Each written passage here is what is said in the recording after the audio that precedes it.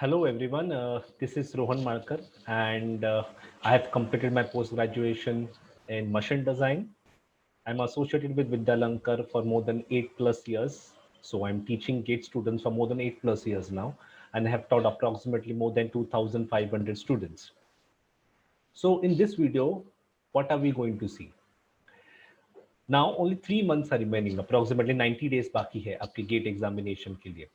तो इन इस 90 डेज में आपको किस तरह से गेट का पढ़ाई करना है, क्या स्ट्रैटेजी अप्लाई करनी है और कब तक आपका पोर्शन खत्म करना है, इसके कुछ टिप्स एंड ट्रिक्स मैं आपको इस वीडियो में दूंगा. So stay tuned till the very end. Okay, so GATE 2021 mechanical engineering. So हम लोग को किस तरह से पढ़ाई करनी है in this last 2-3 months.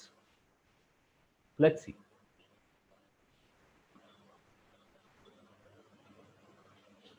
So yes, what should be your plan for the next 90 days? That is approximately 3 months. थोड़ा 3 months से कम बाकी है, but let's say what should we do in the next 90 days. So सबसे पहली चीज और सबसे important चीज कि आपको पैनिक नहीं होना है, आपको काम रहना है, आपको कंपोस्ट रहना है. ये जो स्टेटमेंट है ये not only applicable to your next 90 days, but it's also applicable for when you give the GATE exam. So be calm and be composed when you start preparing for your GATE in this next 2 to 3 months. आपको priority देनी है. You should prioritise your subjects. So आपकी priority किस तरह से होनी चाहिए? आपके हेवी वेट्स. व्हेन आई से हेवी वेट्स मतलब ऐसे सब्जेक्ट्स जिनका वेटेज गेट सिलेबस में सबसे ज्यादा है, उनको प्रायोरिटाइज करके आपको पढ़ाई करनी है. ऐसा इसका मतलब ये नहीं कि आप बाकी के सब्जेक्ट को नहीं करोगे. वो भी सब्जेक्ट करने हैं, पर उसको हम लोग बाद में कर सकते हैं, थोड़ा लेट कर सकते हैं. और हैवी वेट्स जो है उनके ऊपर फोकस करना है पहला. तो ये हैवी वेट सब्जेक्ट्स कौन से हैं? Let's see that first. Mathematics. Mathematics approximately comprises of 15 to 20% of your entire gate portion और gate marks. तो 15 to 20 मार्क्स का पेपर सिर्फ मैथमेटिक्स के ऊपर आता है. तो इसको ऑप्शन में छोड़ना और या तो इसको डिले करना, इसको लेट करना इज नॉट एन ऑप्शन. तो हम लोग को मैथ्स पढ़ना है ऑन प्रायोरिटी. किस तरह से पढ़ते हैं मैथ्स को, कैसे आपका स्ट्रैटेजी होना चाहिए, वो हम लोग देखेंगे as we go forward. Next is strength of material सॉन्ग या मैकेनिक्स ऑफ मटेरियल्स. ओके, तो इसको हम लोग को स्टडी करना है और इसको हम लोग को पहले स्टडी करना है बिफोर स्टडिंग मशीन डिजाइन. तो मशीन डिजाइन बाद में करो, पहला स्ट्रेंथ ऑफ मटेरियल्स और मैकेनिक्स ऑफ मटेरियल्स करो, क्योंकि ये सब्जेक्ट ना एक प्री रिक्विजिट है before going for machine design. So if you know the concepts of strength of materials properly, then you can fully comprehend the concepts of machine design. Okay. उसके बाद हम लोग फ्लूइड मैकेनिक्स पढ़ेंगे. Fluid mechanics पढ़ना है पहले, उसके बाद थर्मोडायनामिक्स पढ़ना है. ऑलराइट. सो आपको सीक्वेंस भी प्रॉपर आनी चाहिए. किसी भी कोई भी सब्जेक्ट कभी भी चालू करके खत्म करना is not a good option. GATE में स्ट्रैटेजी बहुत इंपॉर्टेंट है. आप जो स्ट्रैटेजी अप्लाई करोगे, जो स्ट्रैटेजी यूज करोगे, उससे आप गेट अच्छे मार्क्स से क्लियर कर सकते हो. उसके बाद हीट ट्रांसफर. आप थर्मोडायनामिक्स पढ़ो और फ्लूइड मैकेनिक्स पढ़ो. ये दोनों पढ़ने के बाद उसका एप्लीकेशन बेस्ड सब्जेक्ट है हीट ट्रांसफर. तो उसके बाद हीट ट्रांसफर की पढ़ाई करो. Okay, then you study engineering mechanics and vibration. Okay, engineering mechanics और वाइब्रेशन ये जो सब्जेक्ट्स है ना, these are favourites for numerical data type questions. Alright. तो उसके लिए ज्यादा प्रैक्टिस करो. और न्यूमेरिकल डेटा टाइप क्वेश्चंस का एक एडवांटेज ये है कि इनमें कोई नेगेटिव मार्किंग नहीं होती. All right. So engineering mechanics, vibration, strength of materials, and mathematics. These four subjects are favorites of numerical data type questions, and you have a higher chance of scoring because you don't have negative marking. And numerical data type question, mechanical engineering में 35 to 40% of the marks numerical data type questions के ही होते हैं. All right. So ये आपके heavy weights है. इनको आपको priority देके पढ़ाई करनी है इन सब्जेक्ट्स को. ऑलराइट. अभी आपका नवंबर चालू है, तो आई एम अज्यूमिंग कि you have done with 60 to 70% of your GATE syllabus. Okay, and if you are revising it, if you are recapping और whatever you have done, you should do in this sequence. You should prioritize this subject and then study TOM, theory of machines, then study refrigeration, air conditioning. ये subjects को आपको छोड़ना नहीं है, ये subjects को आपको थोड़ा बाद में करना है, पहले इनके ऊपर फोकस करना है. I hope I am clear in this. Okay, so let's see. Yes, get your sequence correct, get your sequence right. What do you mean by sequence, हम लोग ये देखते हैं.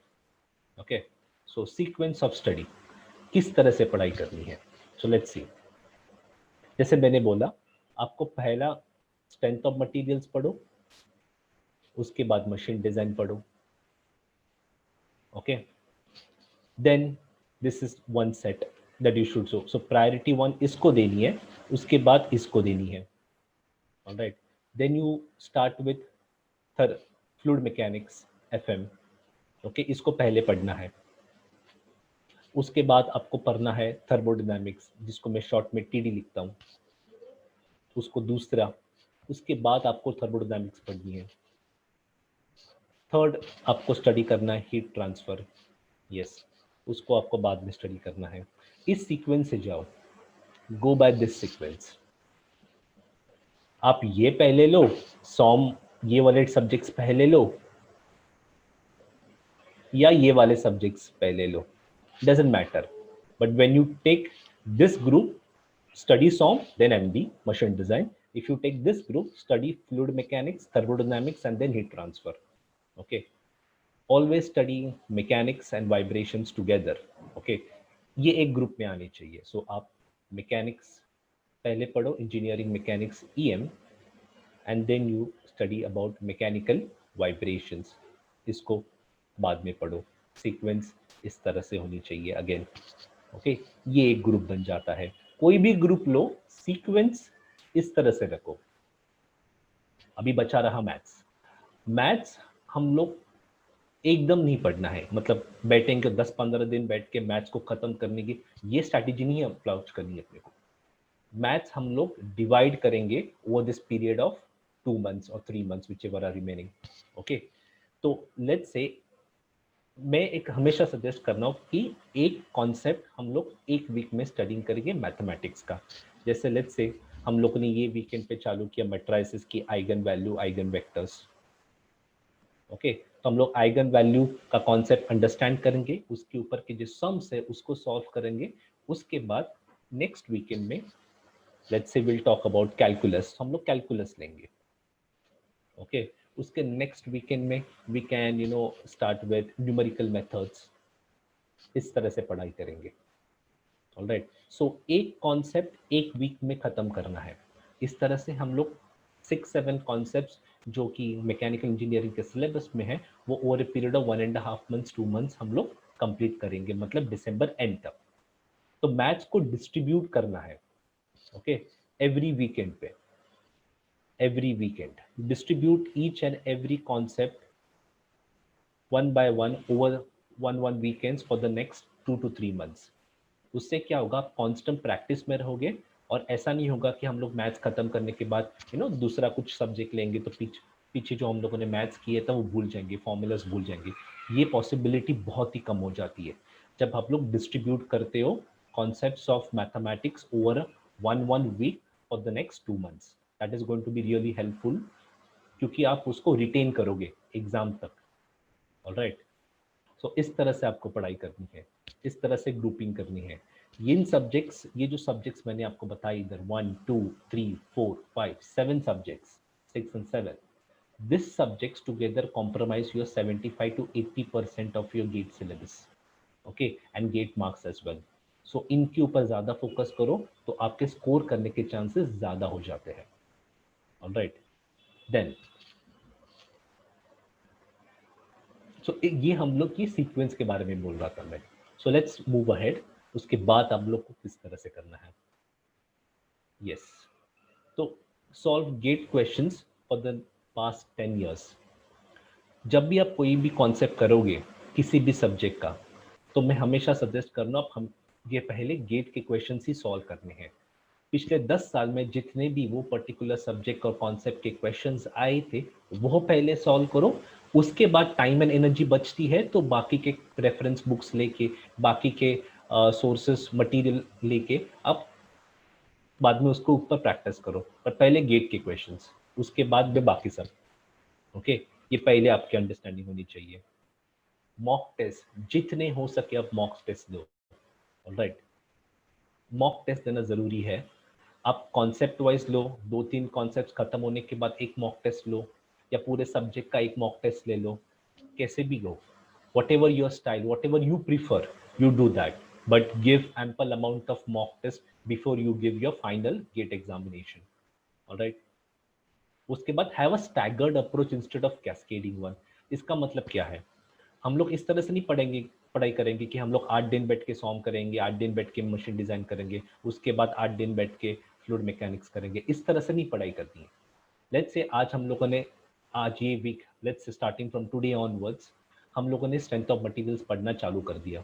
तो हम लोग स्ट्रेंथ ऑफ मटेरियल्स के कुछ की कॉन्सेप्ट्स रिवाइज करेंगे या लर्न करेंगे depending upon where you are right now. तो लेट्स से हम लोगों ने ये वीक में प्रिंसिपल स्ट्रेसेस किया, ये वीक में हम लोगों ने बेंडिंग मूवमेंट किया, टॉर्शन किया। उसके बाद हम लोग मशीन डिज़ाइन के कुछ गियर के कॉन्सेप्ट्स करेंगे जो ये चीज़ें यूज़ करते हैं, बियरिंग के कुछ कॉन्सेप्ट्स करेंगे नेक्स्ट वीक। उसके बाद हम लोग रिमेनिंग स्ट्रेंथ ऑफ मटेरियल्स का जो कुछ पोर्शन रहेगा वो कंप्लीट करेंगे, and will also complete the remaining machine design syllabus, alright. इस तरह से करना है, एक के बाद एक सब्जेक्ट को खत्म करते नहीं जाना है। हम लोग 2-3 सब्जेक्ट्स पैरेलली एक साथ शुरू करेंगे ताकि अपना रिटेंशन ज्यादा हो till the exam and, alright. So that's what I mean when I say a staggered approach instead of a cascading one, alright. उसके बाद क्या है, हम लोग को वैरायटी सॉल्व करनी है, क्वांटिटी नहीं। जब भी आप कोई सम्स प्रैक्टिस करोगे, एक प्रकार के, एक टाइप का सम 10 बार मत सॉल्व करो, 10 अलग अलग टाइप के सम सॉल्व करो, तो उसको वैल्यू है, that will give you more value addition. So solve variety of questions, not quantity of questions, that is important. Then, what should be your target for GATE completion of your syllabus? You should try to complete your GATE syllabus maximum up to January first week और January second week, इसके ऊपर नहीं, क्योंकि उसके बाद 8-10 दिन आपको सिर्फ फुल लेंथ मॉक टेस्ट देनी है और कंटिन्यूअस रिवीजन करना है, उसके अलावा कुछ नहीं करना है। तो मैक्सिमम January फर्स्ट वीक और January सेकेंड वीक, उसके ऊपर आपका टाइम नहीं लगना चाहिए गेट सिलेबस कंप्लीट करने के लिए। उसके बाद आपको क्या करना है, as I said, you have to completely give full length mock test. At least 5 mock test तो आपको फुल लेंथ देनी ही होगी। ये क्यों जरूरी है, क्योंकि आपको टाइम मैनेजमेंट उससे पता चलेगा, alright. Again, from now onwards, if you're using gate calculators, gate scientific calculators, then keep aside those scientific calculators and use gate calculators, all right। And one more thing, final tip, कि आप जब full length mock test दोगे ना, okay, you should always give them between 9 to 12 or 2 to 5, whatever your exam slot is, okay, ताकि आपको exam का time duration भी feel कर सके। ऐसा नहीं होना है कि 2 to 5 लंच करने के बाद आपको बहुत ज़्यादा नींद आ रही है, हेवी लंच हो गया, आप दे नहीं पाओगे, पर आपका गेट का एग्जाम 2 to 5 के बीच में है। So you should be well versed, your body should also be well versed to give your, in that particular time slot when you give the gate exam, all right। If you keep all these steps, if you keep all these things in your mind, I can ensure that you are going to get good marks and good score in your gate exam, okay। I hope this was very helpful for you. So if you like this video, click on the like button and subscribe to this channel. So thank you and have a nice, wonderful day.